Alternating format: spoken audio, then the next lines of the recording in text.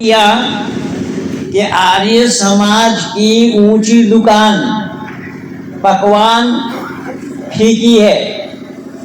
ऊंची दुकान की फीकी पकवान कहने में शायद आप लोगों को बात अच्छी ना लगे और लगना भी नहीं चाहिए, लेकिन मैं झूठ नहीं बोलता हूँ, मैं यथार्थ बोलता हूँ और सच्चाई को जान करके बोलता हूँ। मैं बनावटी बातों को न बोलता हूँ और न सुनता हूँ। मुझ में ये दोष है कि मैं बोलता तो नहीं और सुनता भी नहीं, क्योंकि हमारी सभा की मर्यादा है। सभम बना प्रविष्ट्यम वक्तव्यम वसमंजसम अब्रुवन विवरुवन भपि नरो भक्ति किलबिसी। हमारे शास्त्रकारों ने कहा कि सभा में बोलने का अधिकार उसको नहीं है जो झूठ को सच समझ करके बोले। शब्द पर ध्यान देना। हमारे यहाँ सभा में बोलने का अधिकार उसको नहीं है जो झूठ को सच बनाकर बोले या झूठ को सच समझ करके सुने, और सुनने का भी अधिकार नहीं है जो झूठ को सच समझ करके सुने, वो सुनने के अधिकारी नहीं है। दोनों के लिए कहा, दोनों ही महापापी हैं। तो बंधुओं, जो मैं बोलूँगा कहीं पर भी आप लोगों को असत्य मालूम हो तो ज़रूर मुझे रोकिएगा, ताकि मुझे ना पापी बनाए और ना आप लोग खुद पापी बने। इसे मैं अरबी ज़ुबान में भी बोला हूँ, खुदू माँ सफ़ा वर्गा व माँ कदर, यानी जहाँ कहीं भी सफाई हो, अच्छाई हो, उसे धारण करो, और जहाँ कहीं भी गंदगी हो उसे बाज आओ। यहाँ अरबी में इस ज़ुबान में कहा गया है सभा मना प्रविष्ट्यम को कि अस्साकित अनिल हक़ अश्शैतानुल अख़रसा, अर्थात वो गूंगा शैतान है जो जिस बात को जान करके भी मजलिस में छुपाता है। यानी सभा बैठी हो, सभा में कोई जानकारी दे रहा है, गलत जानकारी दे रहा है और बैठे हुए लोग उसको जानते हैं, तो उनके लिए कहा अस्साकित अनिल हक़ अश्शैतानुल अख़रसा, कि वो गूंगा शैतान है, सच्चाई को छुपा रहा है। तो ये नहीं होना चाहिए। ये शास्त्र की बात मैंने आप लोगों के सामने रखी है कि शास्त्र में मना किया है सभा में झूठ बोलना नहीं, और झूठ को सच समझ करके कोई बोले वो पापी है, और झूठ को कोई सच समझ करके सुने वो भी पापी है। यानी दोनों को पापी बताया गया है। इसलिए मैं हाथ जोड़ रहा हूँ, विनती कर रहा हूँ कि ना मुझे पापी बनाए और ना आप लोग खुद पापी बने। सत्य सुनने के आदि बने। सच्चाई के साथ हमारा नाता है, सच्चाई के साथ हमारा रिश्ता है। हम मानव कहलाने वाले हैं, और मानव कहलाने वाले होने के कारण ऋषि दयानंद की उक्ति है, ऋषि दयानंद के विचार हैं कि वो मानव कहलाने के हकदार नहीं होगा जो सत्य को आचरण में न लाया हो। इसलिए मैं हाथ जोड़ रहा हूँ, विनती कर रहा हूँ। आइए वस्तु स्थिति जो है वो मैं आप लोगों के सामने रखूं कि सच्चाई केवल और केवल ऋषि दयानंद ने उजागर किया, किंतु ऋषि दयानंद के अनुयायियों ने सच्चाई को तिलांजलि दिया। सच्चाई को अगर ये तिलांजलि न देते होते तो आज आर्य समाज का नक्शा ही कुछ और होता। यहाँ पर पदलोलुपता, दलगत राजनीति और संपत्ति की लड़ाई, लूट खसोट में आर्य समाज के लोग ग्रसित न होते। इसलिए मैं भी आप लोगों को बता दूं कि मैं आर्य समाज के अपनी सदस्यता निरस्त करवा ली। मैं दिल्ली आर्यपुरा आर्य समाज का सदस्य था, लेकिन मैं आर्य समाज के इस बंदर माठ को देख करके मैंने अपनी सदस्यता को निरस्त करवा लिया कि मुझे ऐसी संस्था में सदस्य नहीं बनना है। सदस्य बनने के लिए कोई कठिन काम नहीं है। कोई 5 रुपया से लेकर के 5 लाख तक दे दे तो वो सदस्य बन जाएंगे। लेकिन सदस्य बनना तो बहुत आसान है, किंतु ऋषि दयानंद के अनुयायी बनना बहुत कठिन है। तो ऋषि दयानंद के अनुयायी हमें आपको बनना चाहिए, तभी हम ऋषि दयानंद के ऋण से उऋण हो पाएंगे।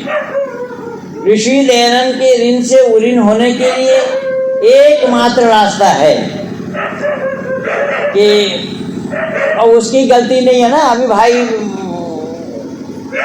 राम सेवक जी ने क्या बोला, हमसे जुदा ना होना 100 बार है, 100 बार जन्म ले। तो इसीलिए तो वो बात नहीं 100 बार नहीं। हाँ हाँ आपने अभी बोला ना कि हमसे जुदा ना होना, फिर कहीं मिलेंगे। हाँ, मिलन 3 दिन का। मिलन 3 दिन का हमारा, वो आपके 3 दिन का मिलन, तो वो लोग इसीलिए भौंक रहे हैं कि नहीं न मत जाओ। मैंने निवेदन किया कि ऋषि दयानंद ने इस पर बल दिया, जोर दिया और अपने अनुयायियों से ये बताया कि जिन कष्ट और मुसीबतों को झेलते हुए मैंने सत्य सनातन वैदिक धर्म का उजागर किया, आप लोगों को शायद इसका आभास भी न हो। मैं इतिहास के पन्नों से आज कुछ जानकारी आप लोगों को दे रहा हूँ। ये आप सभी लोग जानते हैं कि भारतवर्ष को आज़ादी मिली अंग्रेज़ों के हाथ से। अंग्रेज़ों से आपने इस राष्ट्र को आज़ादी दिलवाई, लेकिन मैं दावा के साथ कह रहा हूँ कि ये कहने के लिए है, सही पूछिए तो आज़ादी मिली नहीं है।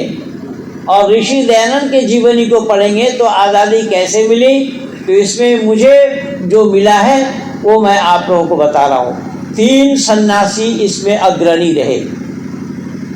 ये बात अभी तक आप लोगों के सामने किसी ने रखा नहीं। 3 सन्यासी रहे।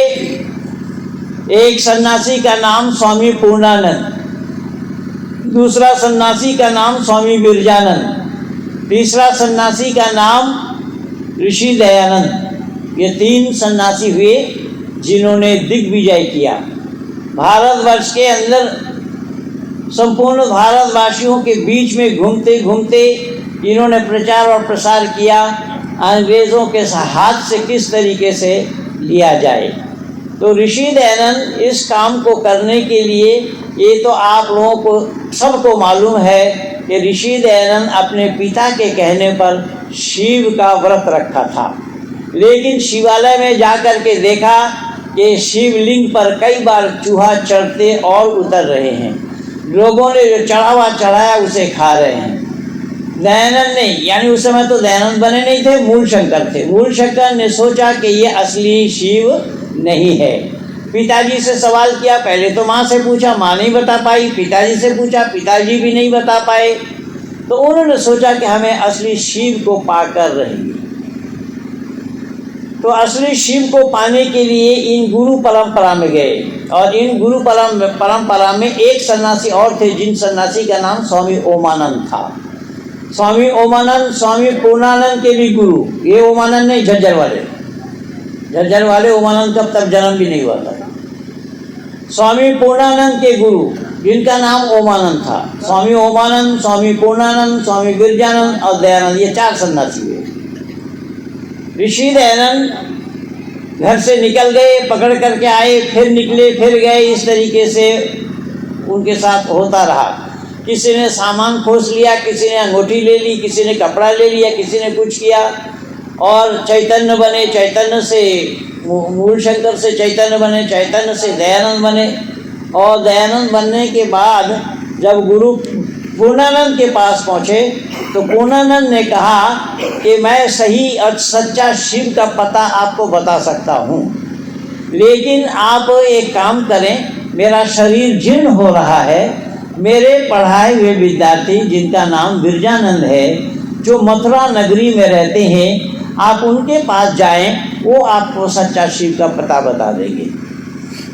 घूमते घूमते ऋषि दयानंद मथुरा नगरी में आए और गुरु बिरजानंद का कुटिया का पता किया। कुटिया में जाकर के उन्होंने बाहर से दस्तक लगाई। ये आप लोगों को भी मालूम है। अंदर से गुरु ने पूछा कौन? बाहर से शिष्य ने कहा मैं यही तो जानने के लिए आया हूँ कि मैं कौन हूँ। बिरजानंद ने दरवाज़ा खोला कि ऐसा सवाल तो कभी कोई पूछने के लिए आया नहीं, इतने विद्यार्थियों को मैं अब तक पढ़ाया हूँ, ये कोई होनहार विद्यार्थी होगा। दरवाज़ा खोल दिया। मैं डिटेल्स में नहीं सुना रहा हूँ, मैं मोटी मोटी बातों को आप लोगों के सामने रख रहा हूँ। क्योंकि सही सुनाने के लिए 7 घंटे का समय लगेगा, तो इतना समय हमारे पास नहीं है। घंटा भर में जितना होगा मैं उतना आप लोगों के सामने रखने का प्रयास करूँगा। तो मिर्जानंद ने दरवाज़ा खोल दिया, परिचय हुआ। परिचय के बाद उन्होंने पूछा कुछ पढ़े भी हो? जी हाँ, मैं पढ़ा हूँ। क्या पढ़े हो? तो जिन किताबों को अब तक दयानंद पढ़े थे उन किताबों का नाम लिया। उन किताबों का नाम सुनते ही गुरु विरजानंद ने कहा, जाओ जमुना में बहा दो। ये आप लोगों को भी मालूम है कि गुरु विरजानंद के लिए कहा जाता है कि वो प्रज्ञाचक्षु थे, नाबीना थे, चर्म चक्षु नहीं रखते थे, यानी अंधे थे। तो उनके साथ ये किताब को जमुना में बहाओ, इसका क्या मतलब है? जब वो देख नहीं सकते थे, किताब का नाम सुन करके उन्होंने कहा इन किताबों को जमुना में बहा दो। इन किताबों से उनकी इतनी दुश्मनी क्यों है? तो इस पर मैं जब चिंतन और विचार किया तो मेरे दिमाग में जो बात आई वो मैं आप लोगों के सामने रख रहा हूँ। मेरे दिमाग में बात ये आई कि गुरु विरजानंद ने उन किताबों का नाम सुनते ही वो समझ गए कि अनार्ष ग्रंथों को इन्होंने पढ़ा है। इन अनार्ष ग्रंथों को जब तक मैं इनको भुलवा न दूंगा तो आर्ष ग्रंथों का पाठ याद कराना संभव नहीं है। तो जैसा उदाहरण के रूप में एक भाई हारमोनियम बजाना जानते थे, गाना गाना भी जानते थे, लेकिन किसी से सीखा नहीं था। वो अपने स्वर ताल का पता नहीं था, वो अपने आप ही गाते थे, बजाते थे। तो किसी ने कहा कि भाई तुम्हारा सुरीली गला है, गाते हो, बजाते भी हो, लेकिन किसी से सीखा नहीं, तुम एक काम क्यों ना करो कि किसी एक संगीतकार से तुम पूरा संगीत सीख लो। तो उसने देखा सुझाव बड़ा अच्छा है, तो उसने पता किया आसपास में कोई संगीतकार। तो एक संगीतकार का पता लगा, संगीतकार के नज़दीक पहुँचे, संगीतकार से पूछा कि मैं संगीत सीखना चाहता हूँ, आप सिखाते हैं? बोले जी हाँ मैं सिखाता हूँ, मेरा सिखाने का काम है, तो मैं आपसे सीखना चाहता हूँ। बोले बिल्कुल आप आइए, स्वागत है आपका, सिखाऊंगा। तो आपका पूरा कोर्स कितना दिन का है? संगीत आचार्य ने कहा मेरा पूरा कोर्स 6 महीने का है, मैं 6 महीना में पूरा कर देता हूँ जितनी जानकारी देनी चाहिए। तो उन्होंने कहा कि मैं तो कुछ जानता हूँ। संगीत आचार्य ने कहा क्या जानते हैं, पहले हमें सुनाइए, तो मैं फिर बताऊंगा आपको। हो सकता है 3 महीना लगे, उससे भी कम लगे। कैसा क्या जानते हैं आप, पहले सुनाइए। उसने हारमोनियम में हाथ रखा, आलाप ही लिया था। संगीत आचार्य ने कहा रुक जाओ, रुक गया।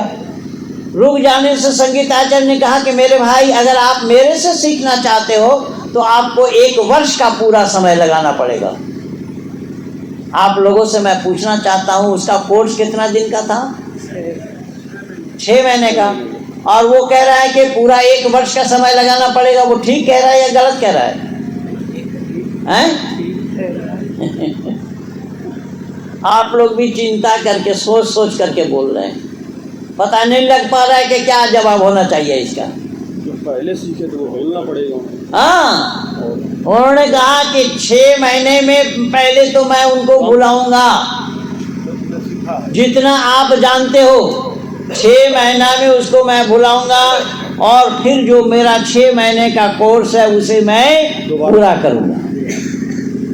तो गुरु विरजानंद के साथ भी घटना यही थी दयानंद को लेकर।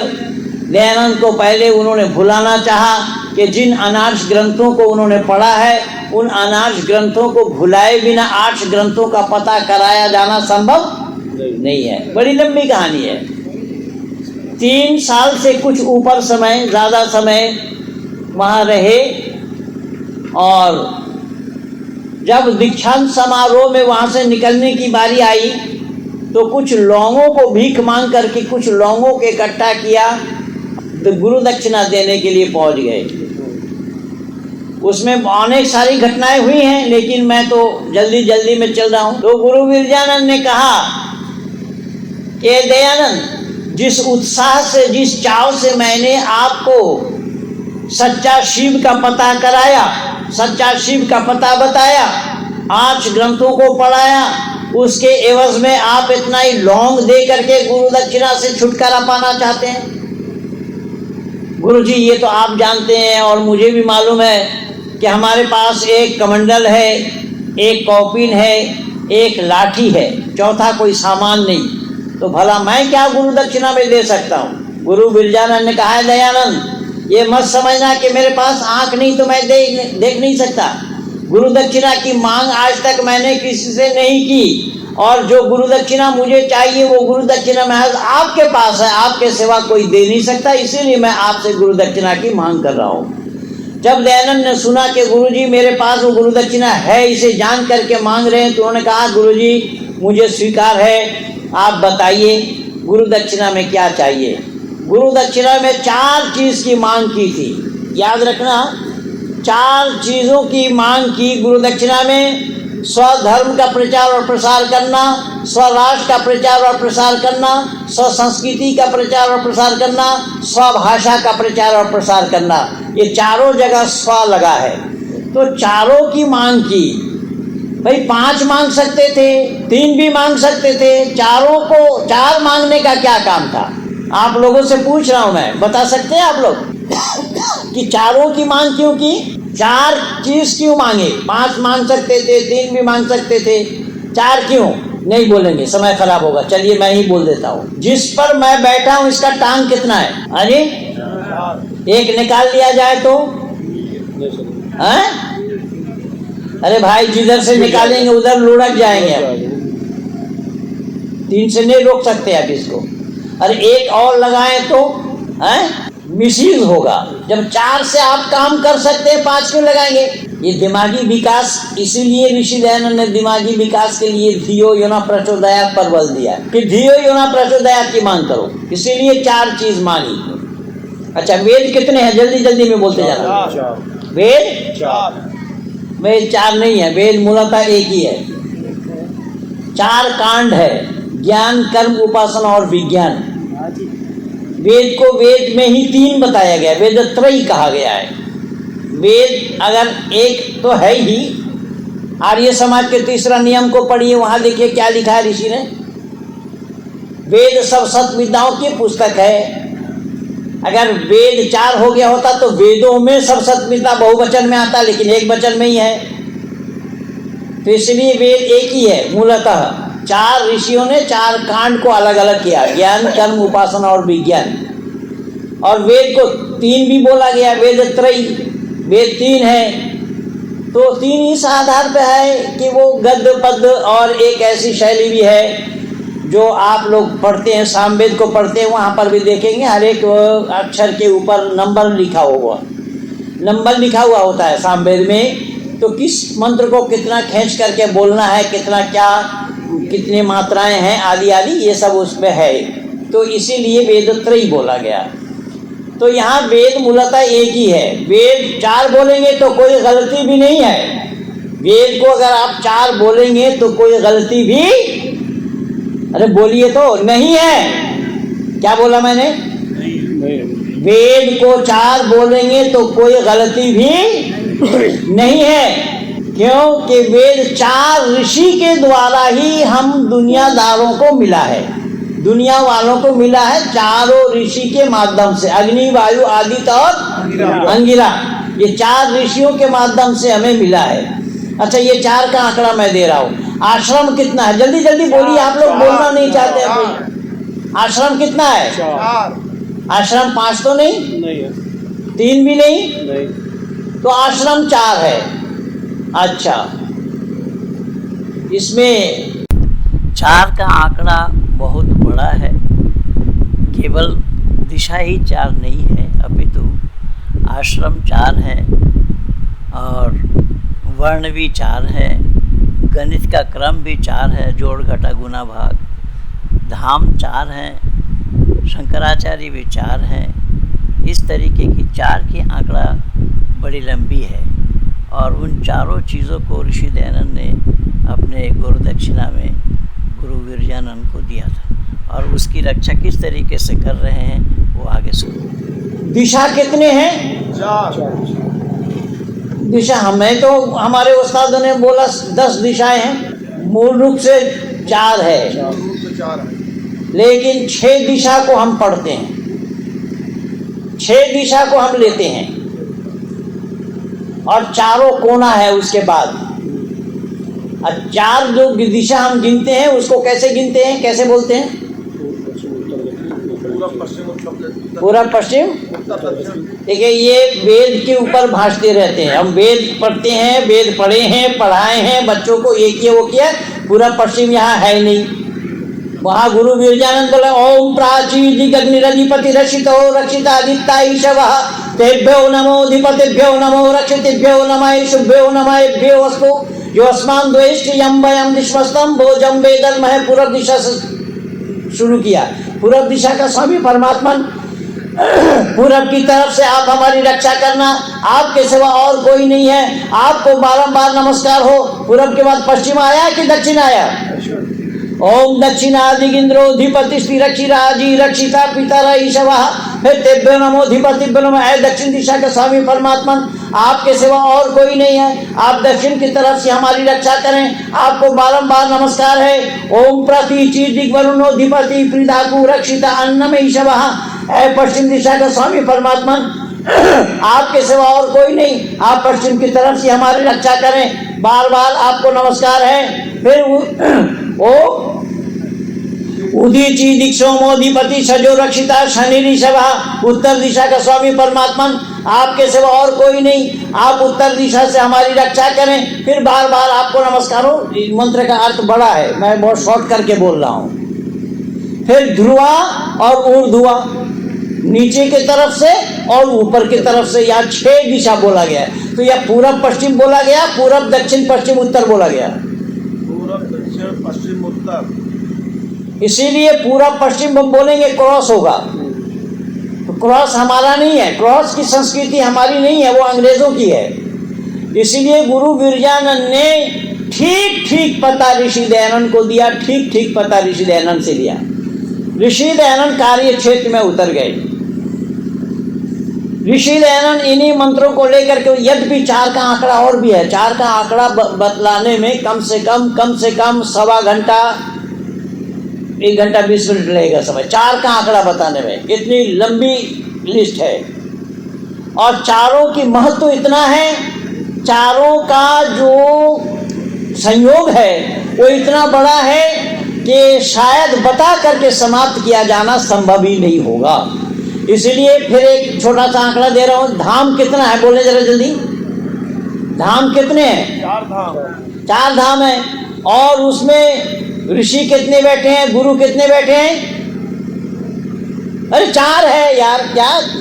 खैर, तो कहने का तात्पर्य मेरा ये है कि ऋषि दयानंद ने इसी तरीके से अपने गुरु के पास परीक्षा दे करके ही वो निकले थे। जब अब कार्य क्षेत्र में उतरे, 1872 में बंगाल के धरती पर पहुंचे। बंगाल में उन दिनों में बढ़ चढ़ करके सब कामों में हिस्सा ले रहे थे, चाहे वो साहित्य के क्षेत्र में हो, कवि के क्षेत्र में हो, और जिस कोई भी क्षेत्र ऐसा बाकी नहीं था।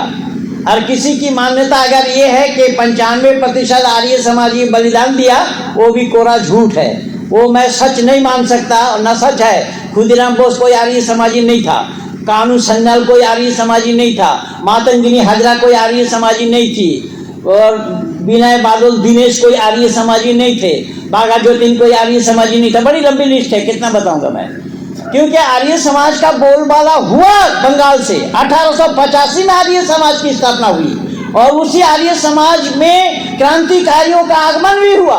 आर्य समाज वहाँ, लेकिन उससे पहले काम कर चुके थे लोग। तो इन सब कामों को देखकर 1872 में ऋषि दयानंद गए थे उसी बंगाल के धरती पर। हुगली जिला में नैनान नामक स्थान में राजा द्विजेंद्र मोहन के वाटिका में उठे ऋषि दयानंद। जब द्विजेंद्र मोहन के वाटिका में उठे तो वहाँ पर अंग्रेजों ने अपने पत्रिका में प्रचार किया ऋषि दयानंद के नाम से, एक नंग धड़ंग सन्यासी, महान मूर्ति भंजक। जबकि ऋषि दयानंद ने मूर्ति को तोड़ा नहीं है, न आज ऋषि दयानंद के कोई अनुयायियों ने मूर्ति को तोड़ा है।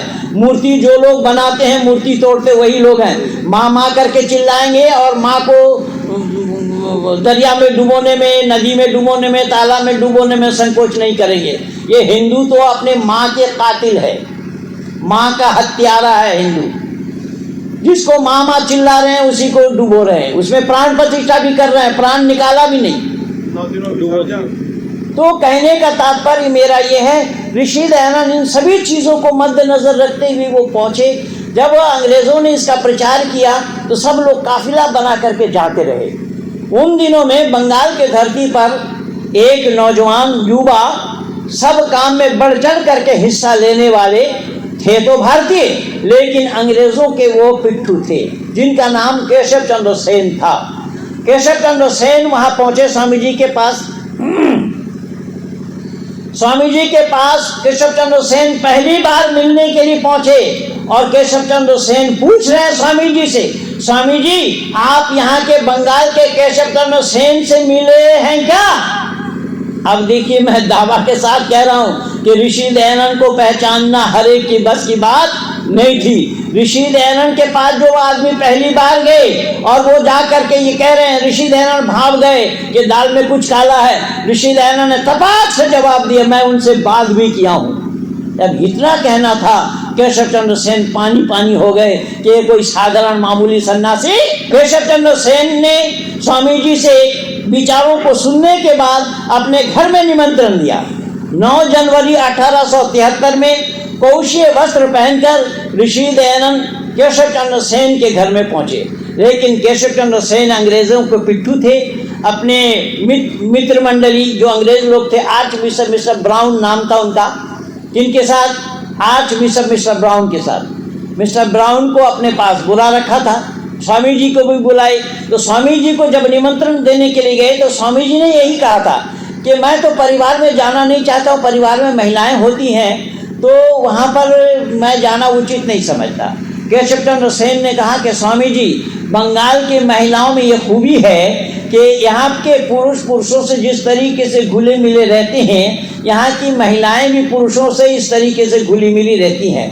आपको अपने वेद विचार से महिलाओं को वंचित नहीं करना चाहिए, लेकिन आपको एक मैं सुझाव देना चाहता हूँ। आप केवल कौपीन पहनते हैं, आप इसके ऊपर वस्त्र अवश्य धारण करें और संस्कृत बोलना छोड़कर आप हिंदी बोलना चालू करें। तो ऋषि दयानंद ने इन दोनों बातों को स्वीकार किया।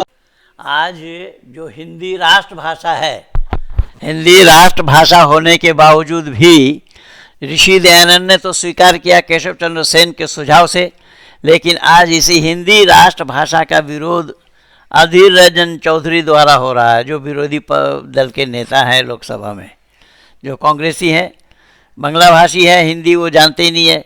और ऐसा ही हिंदी का विरोध ममता बनर्जी भी करती हैं, जिनको क्योंकि ममता बनर्जी को भी अच्छी हिंदी नहीं आती। तो हिंदी जो राष्ट्रभाषा है और हिंदी बोलने का सुझाव इसी बंगाल वालों ने ही दिया है, केशव चंद्र सेन ने दिया है ऋषि दयानंद को। ऋषि दयानंद गुजरात के गुजराती भाषा होने के बावजूद भी हिंदी को साहस उन्होंने स्वीकार किया, क्योंकि उन दिनों में वो केवल और केवल संस्कृत बोलते थे, पर केशव चंद्र सेन ने हिंदी बोलने का सुझाव दिया। तो बंगाल वालों को भी चाहिए कि कम से कम राष्ट्रभाषा हिंदी है, इस राष्ट्रभाषा का विरोध नहीं करना चाहिए। दोनों बातों को केशव चंद्र सेन से लिए थे तो विरोधी, लेकिन उनकी जो सुझाव ऋषि दयानंद के लिए था, स्वामी जी ने दोनों सुझाव को मान लिया। 9 जनवरी 1873 में जब केशव चंद्र सेन के घर में पहुंचे तो आर्च बिशप मिस्टर ब्राउन को बुला रखा था। ऋषि दयानंद वहाँ उपदेश दे रहे हैं। वेद सब सत्विदाओं की पुस्तक है, वेद का पढ़ना पढ़ाना सुनना सुनाना हमारा परम धर्म है। उस समय आर्य समाज की स्थापना नहीं हुई थी। यह 1872 की बात है, यह 1873 के 9 जनवरी की बात है, जब ऋषि दयानंद ने वहाँ पर वेद सब सत्विदाओं के पुस्तक के लिए बोला तो आर्च बिशप को सहन नहीं हुआ। उन्होंने कहा कि स्वामी जी, क्या बाइबल में सत्य विद्या नहीं है? स्वामी जी ने कहा, मैं तो ये बोला ही नहीं कि बाइबल में सत्य विद्या नहीं है। तो बोले, आप तो वेद सब सत्य विद्याओं की पुस्तकें बता रहे हैं। वेद तो सत्य विद्या है, इसलिए मैं बता रहा हूँ। तो बाइबल में क्या है? स्वामी जी ने कहा, बाइबल में हो सकता है आप लोगों के नज़र में, लेकिन सच्चाई के साथ कुछ नमक मिर्च लगा करके लोगों ने बढ़ाया है। अगर नमक मिर्च ना लगाया गया होता तो सत्य के सत्य रहता, लेकिन नमक मिर्च लगाने से सत्य के साथ मिलावट हुआ है। ऋषि दयानंद जब तपाक से आर्च बिशप मिस्टर ब्राउन के सामने इन बातों को सुना दिया तो ब्राउन तो तिलमिला गए, क्या बाइबल में मिलावट हुआ, क्या कहना चाहते हैं? तो ऋषि दयानंद बाइबल की उत्पत्ति विषय से कुछ सवाल पूछ रहे हैं। ऋषि दयानंद ने पादरी से यही पूछा था कि उत्पत्ति विषय में ये लिखा है कि आदि में परमेश्वर ने आकाश और पृथ्वी की सृष्टि की और पृथ्वी बेडोल और सुनसान पड़ी थी और गहरे जल के ऊपर अंधियारा था तथा परमेश्वर का आत्मा जल पे ऊपर मंडरा रहा था। तब परमेश्वर ने कहा उजियाला हो जाओ, तो उजियाला हो गया। और परमेश्वर ने उजियाला को देखा कि अच्छा है, और परमेश्वर ने उजियाला को अंधेरा से अलग किया। अर्थात इस तरीके की बेतुकी बातें इस बाइबल में है। ऋषि दयानंद ने यही सवाल किया था पादरी महोदय से कि अंधेरा को उजाला से अलग किया, उजियाला से अंधेरा को अलग किया। अंधेरा अलग होता है, बत्ती जलाने से अपने आप अंधेरा दूर होता है। फिर जल के ऊपर परमात्मा का आत्मा मंडरा रहा था। ये बिना देखे लिखा जाना क्यों और कैसे संभव है? तो ऋषि दयानंद ने ऐसी बाइबल की बेतुकी बातों को उन पादरी महोदय से पूछा। पादरी महोदय तिलमिला गए, जवाब नहीं दे पाए। कि आप पादरी साहब जरा आप कृपा करके ये बताइए कि सृष्टि उत्पत्ति विषय में लिखा है कि धरती जलाशय ही जलाशय था। उस जलाशय में अल्लाह का, गॉड का, यहोवा का सिंहासन तैर रहा था। उस सिंहासन पर यहोवा बैठे थे। तो सही सिंहासन पर यहोवा बैठे थे, तो सिंहासन के नीचे यहोवा से खाली होगा या यहोवा वहां भी रहेगा? ऐसा मुंडी हिला रहे यार। तो वही तो पूछ रहे, स्वामी जी भी तो यही पूछ रहे हैं कि तखत के ऊपर तो यहोवा है, लेकिन तखत के नीचे वाला हिस्सा यहोवा से खाली, तो सर्वव्यापक नहीं हुआ तुम्हारा परमात्मा। फिर परमात्मा का आत्मा मंडरा रहा था। स्वामी जी ने पूछा देखा किसने? बोले क्यों? बोले मंडराती हुई आत्मा को अगर देखा नहीं तो लिखा कैसे? बिना देखे लिख दिया। पादरी के पास जवाब नहीं था, तिलमिला गए। पादरी ने केशवचंद्र हुसैन से कहा कि वाइस राय से मिलाओ। वाइस राय के पास ले जाया गया। वाइस राय ने पूछा स्वामी जी क्या चाहते हैं आप? मैं कुछ चाहता नहीं, मैं तो राष्ट्रीयता का प्रचार करता हूँ, स्वधर्म का प्रचार करता हूँ, स्वसंस्कृति का प्रचार करता हूँ, स्वभाषा का प्रचार करता हूँ। जो 4 चीज़ वो गुरु दक्षिणा में दे आए थे, उन चारों चीज़ों का नाम लिया। तो बोले तो आप ये जो प्रचार कर रहे हैं, ये प्रचार के लिए तो अंग्रेज़ों ने आपको ये अवसर प्राप्त कराया। आप मुगल काल में तो नहीं कर सकते थे, इस्लामी काल में इस काम को नहीं कर सकते थे। ये अंग्रेज़ों ने ये अवसर आपको दिया है, आपको ये अवसर प्राप्त हुआ है अंग्रेज़ों के कारण। इसलिए आप एक धर्मात्मा होने के कारण आप परमात्मा से प्रार्थना कीजिए कि परमात्मा हमारी राज यहाँ पर बरकरार रहे। तो स्वामी जी ने वो जवाब दिया था जो पूज्य स्वामी शिवानंद जी दोपहर को बोल गए कि मैं जो विदेशी राजा अपने पिता से ज्यादा स्नेह करने वाला क्यों ना हो, ऐसे विदेशी राजा को मैं पसंद नहीं करता हूँ। मैं तो स्वदेशी राजा को पसंद करता हूँ। और स्वदेशी शब्द, स्वदेश वाला शब्द जो आया है वो ऋषि दयानंद की अपनी दिमागी उपज है। जो स्वदेश शब्द को ऋषि दयानंद ने सत्याग्रह प्रकाश के 8वां समुल्लास में लिखा, दादा भाई नेरोजी इसको पढ़ने के बाद उसी सत्याग्रह प्रकाश को सिरहाने के नीचे लगाकर सोते रहे। पंडित बाल गंगाधर तिलक जी ने बोला कि आप आर्य समाजी बन गए क्या? आर्य समाजी बना हुई नहीं बना ये तो मैं नहीं जानता, लेकिन यहाँ पर स्वराज शब्द का उच्चारण किया। उसके बाद से बाल गंगाधर तिलक जी स्वराज हमारा जन्मसिद्ध अधिकार है ये कहने लगे। उससे पहले वो नहीं जानते थे, कोई नहीं जानता था। ये दिमागी उपज ऋषि दयानंद के हैं। जब वो अंग्रेज के सामने उन्होंने कहा तो अंग्रेज भी बोला ले जाओ ये सन्यासी को जहाँ से ले आए तो है, भेज दिए। ऋषि दयानंद यहाँ जो गुरु दक्षिणा में दे आए थे उसी का ही प्रचार कर रहे हैं। और मैं दावा के साथ कह रहा हूँ, इन बातों को अंग्रेजों के सामने कहने वाला एक ऋषि दयानंद को छोड़ करके दूसरा कोई आया ही नहीं था। किसी का जन्म ही नहीं हुआ था और ना कोई धरती पर आए थे इन बातों को कहने वाला। पर ऋषि दयानंद को तो लोगों ने माना नहीं, ऋषि दयानंद को लोगों ने जानने का प्रयास नहीं किया। और न जानने का प्रयास जो हुआ है इसके लिए दोषी मैं आर्य समाजियों को मानता हूँ। भले ही आप लोग मुझे पसंद न करें, उसमें मेरा बाप का कुछ बिगड़ेगा नहीं, लेकिन जो सच्चाई है वो बोले बिना मैं पीछे नहीं हटूंगा। क्योंकि ऋषि दयानंद के उस काल में जो जो काम ऋषि दयानंद ने करके दिया, अपने अमर ग्रंथ सत्यार्थ प्रकाश के छठा समुल्लास में राजधर्म लिखा, अगर आप लोग उस पर काम करते होते तो आज भाजपा का जन्म भी नहीं होता। सच्चाई मैं बता रहा हूँ। लेकिन आप लोगों ने उससे दूरी बना ली, राजनीति नहीं करना है। राजनीति नहीं करना है तो जो आर्य समाज के लोग थे वो सब कांग्रेस में गए, कोई जनता दल में गए, कोई लोक दल में गए, कोई कहीं गए, कोई कहीं गए। वो जो गाना सुनते हैं ना, कहीं यहाँ गिरा, कभी कहीं यहाँ गिरा तो कहीं वहाँ गिरा, तो वही हुआ है। या आर्य समाज का भी वही हुआ है। इसी तरीके से आर्य समाज अगर उस समय डट करके मुकाबला करते होते, मैं दावा के साथ कहता हूँ ये भाजपा राष्ट्रवादी संगठन नहीं है। भाजपा राष्ट्रवादी नहीं है। राष्ट्रवादी होता तो ये हरा के साथ केसरिया के साथ हरा ना मिलाते।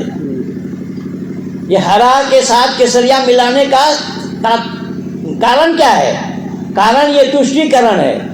अब ये देखिए ना, एक विदेश मंत्री के लड़की का किडनैप हुआ नहीं था, मुफ्ती सईद की लड़की का किडनैप हुआ नहीं था, घर वालों ने छुपा कर रखा। उसके साथ उसको छुड़वाने के लिए 5 आतंकवादियों को छुड़वाए थे। अटल बिहारी वाजपेयी विदेश मंत्री रहते हुए मुरारजी देसाई के साथ एक बार भी 370 के खिलाफ बोला क्यों नहीं था? या और भी बहुत सारे बातें हैं जो आप लोग सोचेंगे तो सच्चाई खुल करके सामने आना है। ये लोग केवल और केवल राष्ट्रीयता के नाम से छलावा किया है, पर प्योर राष्ट्रवाद तो आर्य समाज है। ऋषि दयानंद के प्योर राष्ट्रवाद जो वैदिक सिद्धांत है, वैदिक मान्यता है, लेकिन उससे में तो आप लोगों ने लिया नहीं। आप लोग सदस्य रहे, लोकसभा में भी रहे, विधानसभा में भी रहे और राज्यसभा में भी रहे, सब जगह रहे, लेकिन आर्य समाज का एक नियम भी लागू नहीं करा पाए। आर्य समाज का अगर एक नियम लागू हो गया होता कि सब काम धर्मानुसार अर्थात सत्य और असत्य को विचार करके करना चाहिए, जो आर्य समाज का 5वां नियम है, मैं दावा के साथ कह रहा हूँ, एक नियम के लागू होने से लोकसभा में सांसद में अगर एक ही नियम का लागू हो गया होता तो आज ही जो अनशन फनाशन यहाँ वहाँ जो जो कुछ कर रहे हैं ना, अभी अन्ना हजारे वाला अनशन देखा आप लोगों ने, ये अनशन करना ही नहीं पड़ता, क्योंकि सब काम धर्म अनुसार अर्थात सत्य और असत्य को विचार करके करना चाहिए। ये मंत्र ऋषि दयानंद के हैं, पर इसको किसी ने लिया नहीं। सब लोग सांसद बने, सदस्य बने, मंत्री बने। अग्निवेश तो शिक्षा मंत्री, वहाँ हरियाणा का शिक्षा मंत्री भी रहे। इंद्रवेद जी भी लोकसभा के सदस्य रहे। 85 जब मैं आया 83 में, 85 तक मैं देखा, इन लोगों के साथ ही मैं काम करता रहा गुरुकुल इंद्रप्रस्थ में रहकर। तो ये सब बातें जो हुई हैं ये आर्य समाजियों के निकम्मेपन से हुई है। आर्य समाज के लोग अगर सच्चाई को स्वीकार करते होते, ऋषि दयानंद ने जो मंत्र दिया उस मंत्र को अगर पढ़ते होते, उस मंत्र को अक्षरशः अपने अमल में लाते होते तो मामला कुछ और ही होता। लेकिन स्वामी जी की एक बात है, स्वामी शिवानंद जी एक बात है कि पंडित जी वो सब बात तो हम जानते हैं, लेकिन दुर्भाग्य तो हमारा है, इसमें कोई संदेह नहीं है, लेकिन कोई विकल्प नहीं है। क्या बोला? कोई विकल्प नहीं है, हम लोगों के साथ मजबूरी है। हम लोगों के साथ मजबूरी है और हम लोग मजबूर अपने आप के लोगों से ही मजबूर हुए हैं। अपने लोगों ने सच्चाई को, ऋषि दयानंद के मंत्रणा को आगे तक नहीं बढ़ाया। ऋषि दयानंद के विचारधारा को अगर आगे करते होते तो मामला कुछ और होता।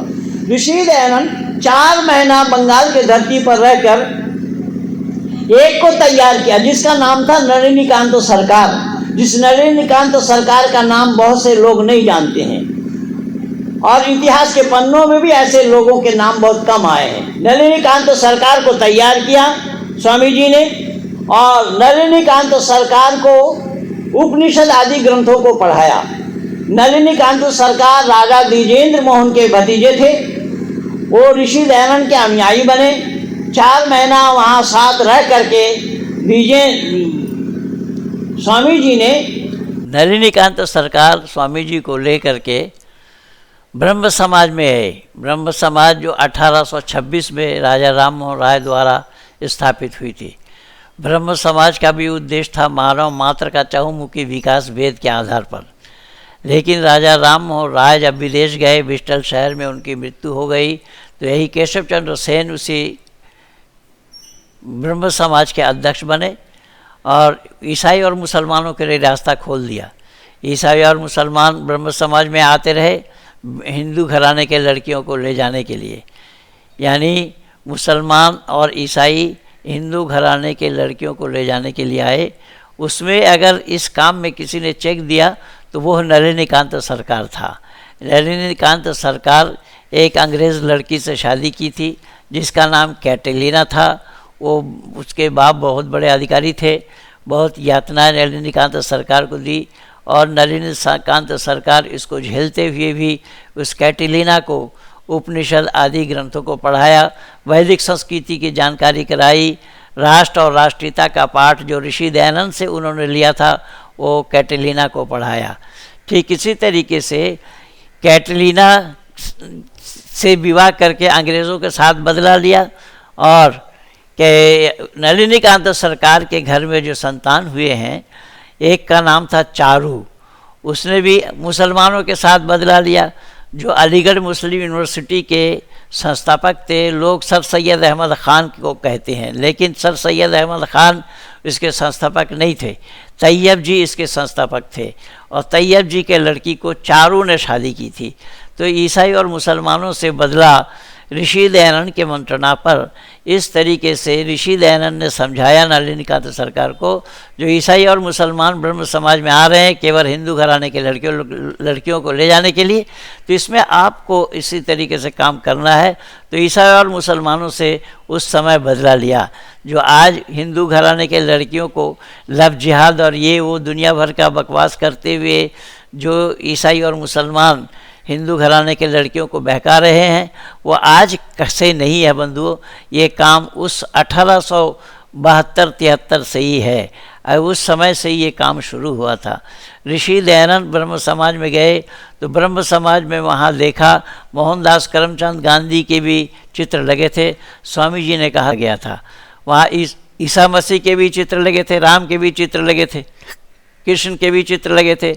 ऋषि दयानंद ने कहा केशव चंद्र सेन से कि राम और कृष्ण के चित्र जहाँ लगे हैं वहाँ ईसा मसीह के चित्र लगने का क्या मतलब। तो ईसा मसीह तो गौ भक्षक थे, गौ का मांस खाने वाले थे। योगेश्वर कृष्ण गौ रक्षक थे, राम गौ रक्षक थे। ऐसे गौ रक्षकों के साथ गौ भक्षकों का क्या मेल है। इस तरीके का काम ऋषि दयानंद का हुआ। लेकिन स्वामी विवेकानंद को आज जो बढ़ावा चढ़ा करके यहाँ वहाँ लोग बोलते हैं, स्वामी विवेकानंद को दुनिया में उजागर करने में लगे हैं।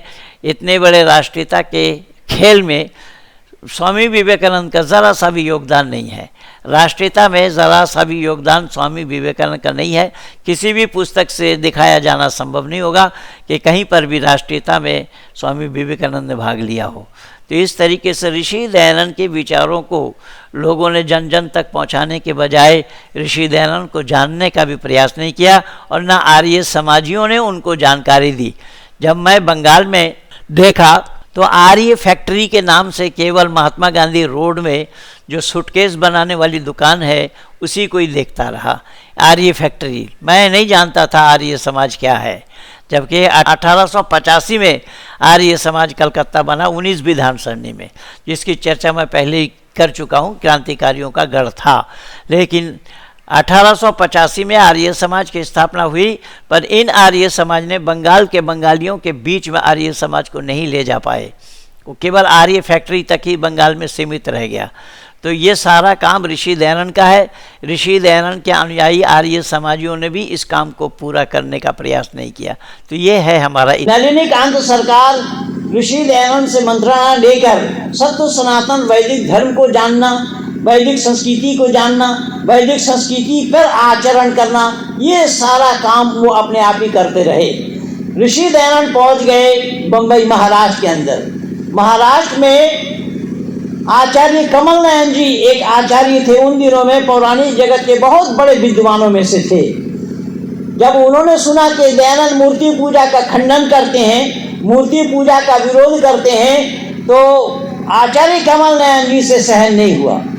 तो उन्होंने कहा कि दयानंद का मुंह देखना पाप है। जब ये बात स्वामी जी को पता लगी तो स्वामी जी को पता लगने से स्वामी जी ने क्या बोला कि आचार्य कमल नयन जी मेरा मुंह देखना पाप समझते हैं, हमें भी आपत्ति नहीं है, मेरा मुंह ना देखें, लेकिन वेद में मूर्ति पूजा कहाँ है वो हमसे शास्त्रार्थ करें। जहाँ तक मुंह देखने की बात है, एक कमरे के एक किनारे वो बैठे, दूसरे किनारे मैं बैठूं, बीच से पर्दा लगा दिया जाए, ना वो मेरा मुंह देखे ना मैं उनका मुंह देखूं, शास्त्रार्थ हुआ।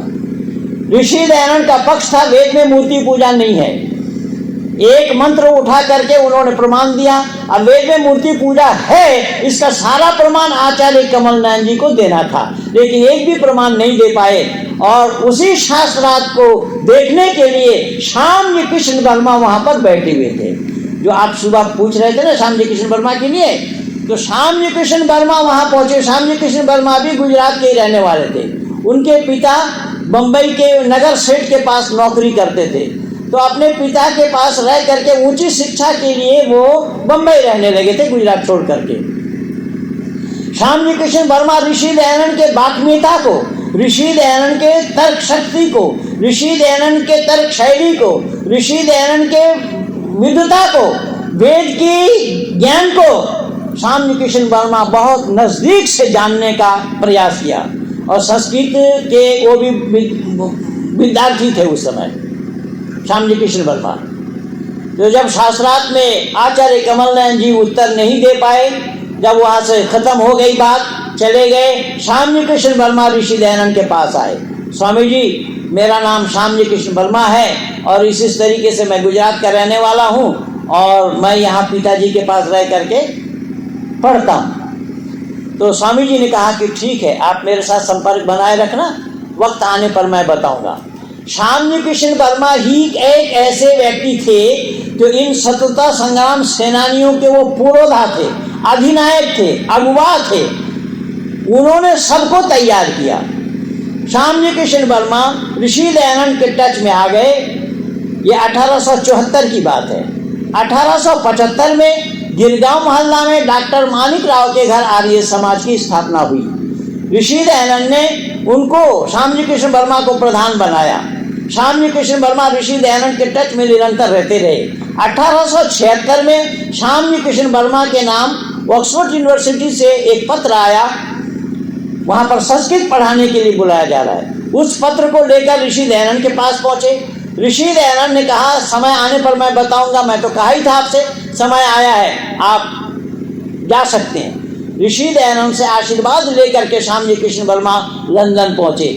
जैसा कि योगेश्वर कृष्ण ने आशीर्वाद दिया था अर्जुन को, ठीक उसी तरीके से दयानंद से आशीर्वाद लेकर के श्याम जी कृष्ण वर्मा लंदन पहुंचे। लंदन जाकर के उन्होंने काम किया।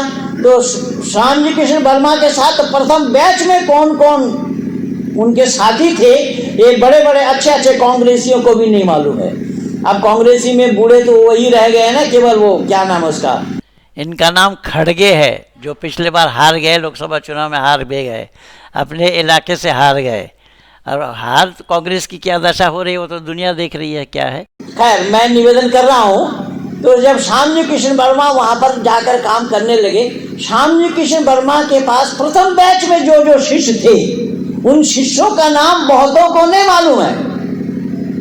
और उन बहुतों में लाल, बाल और पाल, ये तीन अक्षर जो तिकड़ी बताया जाता है, लाल, तिलक और बिपिन चंद्र पाल, ये तिकड़ी बताया जाता है इन लोगों को। तो ये श्याम जी कृष्ण वर्मा केवल वहीं नहीं, श्याम जी कृष्ण वर्मा वहां पर इंडिया हाउस की स्थापना की, 25 कमरा वाला मकान खरीदे। श्याम जी कृष्ण वर्मा तो इतने अमीर आदमी नहीं थे, लेकिन बहुत अमीर आदमी के वो जामाई थे, दामाद थे। उनके ससुर बड़े बड़े अमीर आदमी थे। श्याम जी कृष्ण वर्मा की मेहरबानी, उनके ससुर की संपत्ति को लेकर के 2 खड्डी भी लगाए थे। आप लोग खड्डी के लिए बोलेंगे मोहनदास करमचंद गांधी ने, कहीं मोहनदास करमचंद गांधी खड्डी नहीं, चरखा चलाए। चरखा चलाने से सूद बनेगा, खद्दर नहीं बनेगा। खद्दर बनाने के लिए श्याम जी कृष्ण वर्मा का ही योगदान है। 2 खड्डी उन्होंने ही लगाया था। तो श्याम जी कृष्ण वर्मा इसी प्रकार से जब काम करते रहे, उसी बैच में मैडम रुस्तम जी दुखो जी कामा, श्यामजी कृष्ण वर्मा का लंदन में हाइड पार्क में प्रवचन चल रहा था। रुस्तम दी दुखो जी कामा वो अपनी इलाज के लिए गई थी, वो उसी दिन लौटना था। उस हाइड पार्क में वो धूप लेने के लिए गई, उनकी जहाज़ कब निकल गए उनको पता नहीं लगा। यही मैडम रुस्तम जी दुखो जी कामा जिन्होंने तिरंगा फहराई थी। मैडम रुस्तम जी दुखो जी कामा का नाम भी लोग नहीं जानते हैं। तो ये सारा अनर्थ हुआ है और हो रहा है। अंतिम बैच में गए थे ये सारे लोग, उसमें बीच बैच में ये थे मदन लाल ढींगरा। मदन लाल ढींगरा सबसे कम आयु वाले थे। वीर सावरकर ने बोला कि नाम मत लिखा, तुम्हारी आयु बहुत कम है। वो मानने के लिए तैयार नहीं। मदन लाल ढींगरा ने कहा कि मुझे इम्तिहान लेना हो, इम्तिहान ले लीजिए। मदन लाल ढींगरा का हाथ यहाँ रखा गया टेबल के ऊपर और 6 इंची चक्कू धंसा दिया गया हाथ में, इस पार से उस पार चला गया, पर उसके आंख से एक बिंदु आंसू भी नहीं निकले। वही मदन लाल ढींगरा जो कार्जन वैली को, श्यामजी कृष्ण वर्मा को मारना चाहते थे कार्जन वैली भारत में, उसी श्यामजी कृष्ण वर्मा के विरोधी कार्जन वैली को अगर उसके देश में किसी ने मारा तो उसका नाम मदन लाल ढींगरा था। और मदन लाल ढींगरा ये बदला श्यामजी कृष्ण वर्मा उसी से लेना चाह रहे थे। किसे? श्यामजी कृष्ण वर्मा को मारने की फिराक में थे ये कार्जन वैली, लेकिन यहाँ तो मान नहीं पाए। जब उनका तबादला हो गया तो ये 1897 आ गए इत्तेफाक में। 1897 में मैं सब छोड़ करके बोल रहा हूँ। 1897 में जो गणेश पूजा और शिवाजी का राज अभिषेक, प्लेग की बीमारी चल पड़ी, लोग परेशान थे। एक मिस्टर रैंड नाम के ऑफिसर को नियुक्त किया गया था पूना के अंदर में। पंडित बाल गंगाधर तिलक जी बहुत परेशान थे कि कौन किस तरीके से मार सकता है इसको। भारत के लोग प्लेग की बीमारी से परेशान, और वो अंग्रेज ऑफिसर नीचे आग लगा देता था और भारतवासियों को पेड़ पर बांध देता था। इन बात को अगर सहन नहीं किया किसी ने तो भारत माँ का लाल, जिनका नाम बाल गंगाधर तिलक था, बाल गंगाधर तिलक ने पसंद नहीं किया तो उन्होंने शिवाजी का राज अभिषेक और गणेश पूजा 10 दिन, तो गणेश पूजा 1897 से ही शुरू हुआ है, 25 जून से, उससे पहले नहीं था, नहीं 12 जून से शुरू हुआ है। और पंडित बाल गंगाधर तिलक जी ने प्रस्ताव रखा कि कौन है जो इसको मार सकता मिस्टर रैंड को। एक नौजवान आगे आया, पंडित जी 10 दिन का समय दीजिए हमें, 10 दिन के मोहल्लत दीजिए, 10 दिन में इस काम को मैं कर दूंगा। तो ठीक 10वां दिन में अर्थात 22 जून को उस नौजवान ने मिस्टर रैंड को मार गिराया। अंग्रेजों को पता नहीं लगा। अंग्रेजी राज में एक अंग्रेज अफसर को किसने मारा अंग्रेजों को पता नहीं लगा। अंग्रेजों ने 25,000 रुपया इनाम के लिए घोषणा कर दी। उस नौजवान का नाम लोग नहीं जानते हैं। एक माँ थी, एक माँ के ये 3 पुत्र थे। माँ ने अपने नजर के सामने में तीनों पुत्र को फांसी के फंदे को चूमते हुए देखी थी। उस परिवार का नाम आज नहीं है, भारत के युवाओं को मालूम नहीं है। दामोदर चाफेकर, बालकृष्ण चाफेकर और वासुदेव चाफेकर, चाफेकर बंधु के नाम से जाना जाता है। पूना के पिंपरी में ही आज भी समाधि उन लोगों का बना हुआ है। बहुत बार जाने का अवसर मिला मुझे। तो कहने का तात्पर्य मेरा यह है कि ऐसे लोगों के नाम नहीं है। तो जब दामोदर चाफेकर ने मार दिया इनको, तो उनके बीच वाले जो भाई थे उनका एक दोस्त था गणेश शंकर द्रविड़, जिसका नाम था गणेश शंकर द्रविड़, पुलिस का मुखबिर बन गया, सरकारी गवाह बन गया। उसने पुलिस को बता दिया किसने मारा है। तो दोनों भाइयों को पकड़ लिया गया था, दोनों भाइयों को फांसी पे लटका दिया गया। बचे थे एक छोटे भाई वासुदेव चाफेकर। वासुदेव चाफेकर माँ से कहने गया, माँ तू अगर अनुमति देती है तो मैं इस गणेश शंकर द्रविड़ को दुनिया से छुट्टी करा दूँ। जो माँ अपने नज़र के सामने में 2 बेटे को फांसी के फंदे को चूमते हुए देखी और एक ही बेटा जीवित है, वो माँ कैसी कह सकती थी भला हाँ तू इस काम को कर ले। तो माँ मौन रह जाती है। मौन रहने से इन्होंने बोला मौनम स्वीकृति लक्षणम, मौन रहना स्वीकृति का लक्षण है। ये कहकर वो घर से निकल गए। अपने एक मित्र को लिया और गणेश शंकर द्रविड़ के घर में दौड़ाया। ये पुलिस वाले याद कर रहे हैं। जब वो घर से निकल करके आए तो इन्होंने गोली का निशाना बनाया, बच नहीं पाए, उनको भी पकड़ लिया गया, उन्हें भी फांसी पर लटका दिया गया। दुर्भाग्य है जब श्यामजी कृष्ण वर्मा इन चीज़ों को देख रहे थे, पंडित बाल गंगाधर तिलक जी की योजना के अंतर्गत ये सारा काम हुआ।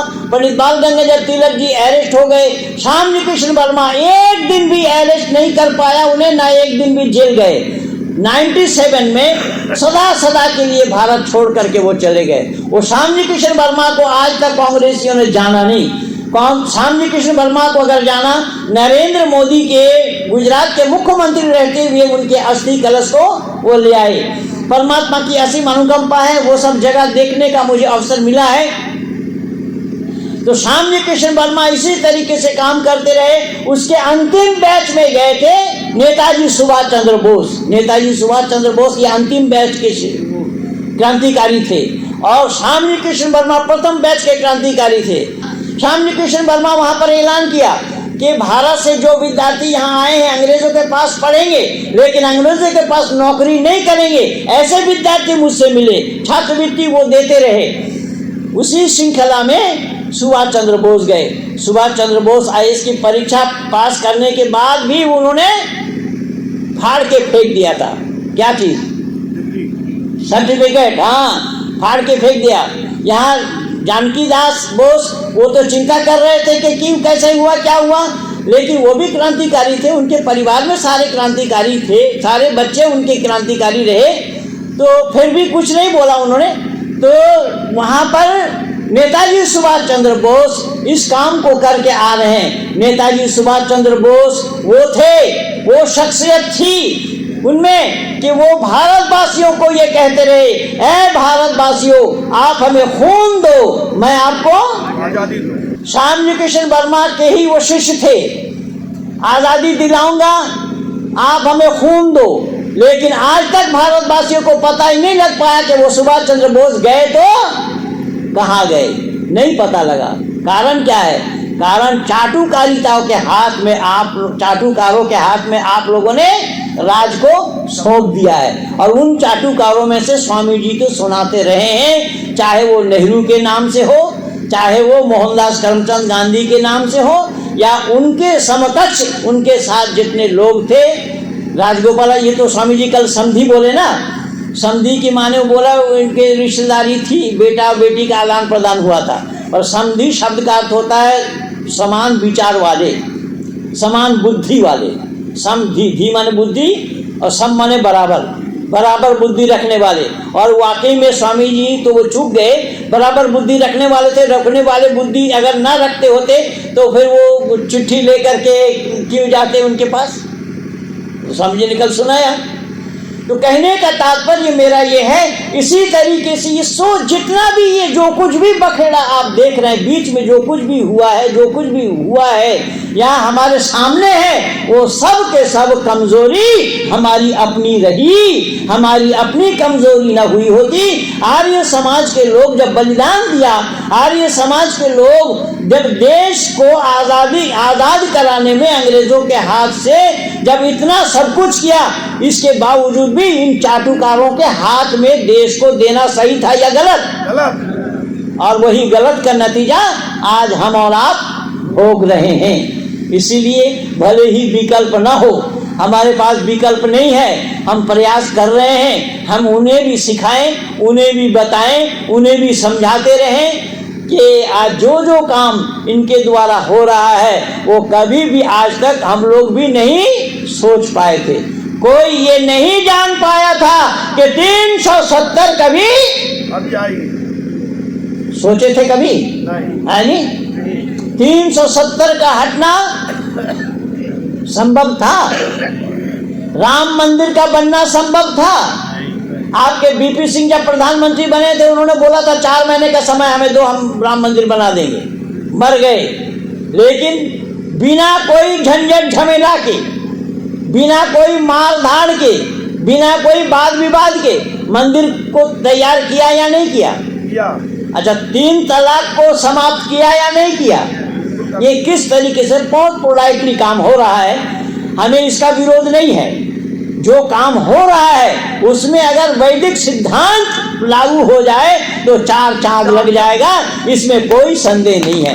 इसीलिए मैं और अतिक्रमण न करता हुआ जितना समय मैं अपने लिए मुकर्रर किया था, लगभग 1 घंटा, तो लगभग 1 घंटा मैं आप लोगों की सेवा में ये राष्ट्रवाद और राष्ट्रीयता क्या है, ऋषि दयानंद की मंत्रणा क्या है, ऋषि दयानंद ने किस तरीके से मंत्र फूंका, ऋषि दयानंद ने कौन कौन से मंत्र हमारे कान में दिए, ऋषि दयानंद ने क्या क्या हमें बोला, क्या हमने उस पर अमल किया या नहीं किया। अगर अमल नहीं किया तो उसके लिए दोषी कौन है, ये खुद अपने आप को सोच लेना पड़ेगा। ऋषि दयानंद ही एक ऐसे शख्सियत हुए हैं जो आर्यवर्त के अंदर में आर्य राष्ट्र बनाने का परिकल्पना ऋषि दयानंद का था। अगर आप लोग चाहते हैं कि अपने विचारों को सुदृढ़ बनाने के लिए आप लोग संघबद्ध तरीके से अगर आप आंदोलन करेंगे तो हो सकता है सरकार के पास कोई हम अपनी 2-4 बात तो पहुंचा ही सकते हैं। तो 2-4 बातों को ही अगर आप पहुंचा देंगे उसमें इस होने में सुहागा होगा। जैसा कि मैंने केवल एक नियम बोला कि सब काम धर्मानुसार अर्थात सत्य और असत को विचार करके करना चाहिए। ये एक ही नियम लागू हो जाए तो देश का कल्याण हो जाएगा। इन्हीं शब्दों के साथ मैं अपने वाणी को यहीं पर विराम दे रहा हूँ। कहिए भारत माता की जय। ये है ऋषि दयानंद का वैदिक राष्ट्रवाद, जो स्वधर्म का, स्वराष्ट्र का, स्वसंस्कृति का, स्वभाषा का गुरु दक्षिणा में वो दिए थे। ऋषि दयानंद ने अक्षरशः उसे निभाया। वीडियो थोड़ी लंबी है लेकिन इसको सुनिए तो दयानंद के राष्ट्रवाद को आप लोग जान पाएंगे। और जहाँ तक हो सके वीडियो को शेयर करना, लाइक करना, सब्सक्राइब करना, आइकन बेल दबाना भूलना। इन्हीं शब्दों के साथ पुनः मैं इंद्रपाल आर्य, धन्यवाद।